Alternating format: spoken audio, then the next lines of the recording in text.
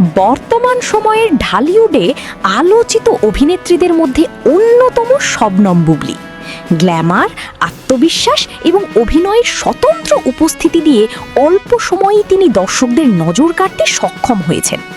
বাণিজ্যিক ধারার সিনেমায় সাফল্যের পাশাপাশি ভিন্নধর্মী ও চরিত্র নির্ভর কাজেও নিজেকে প্রমাণের চেষ্টা চালিয়ে যাচ্ছেন তিনি। এই ধারাবাহিকতায় তিনি অভিনয় করেছেন সরকারি অনুদানে নির্মিত চলচ্চিত্র সর্দার বাড়ির খেলাতে।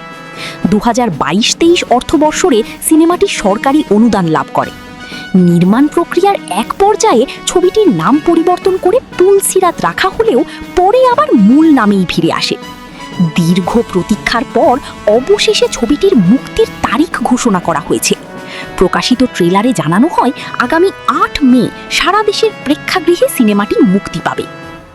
লোকজ সংস্কৃতির ঐতিহ্যবাহী লাঠি খেলাকে কেন্দ্র করে নির্মিত হয়েছে এই চলচ্চিত্র। এতে তুলে ধরা হয়েছে লাঠিয়ালদের সংগ্রামী জীবন, গ্রামীণ সমাজের বাস্তবতা এবং মানুষের টানাপোড়েনের গল্প। চলচ্চিত্রটি নির্মাণ করেছেন রাখাল সবুজ, যার এটি প্রথম পূর্ণদৈর্ঘ্য সিনেমা। সিনেমাটিতে শবনম বুবলীর বিপরীতে অভিনয় করেছেন জিয়াউল রোশান। এছাড়া গুরুত্বপূর্ণ চরিত্রে রয়েছেন শহীদুজ্জামান সেলিম এবং আজাদ আবুল কালাম সহ আরও অনেকে। ট্রেলারে দেখা যায় রোশান একজন দক্ষ লাঠি খেলোয়াড় হলেও দারিদ্র্যের কারণে তাকে সংগ্রামী জীবনযাপন করতে হয়।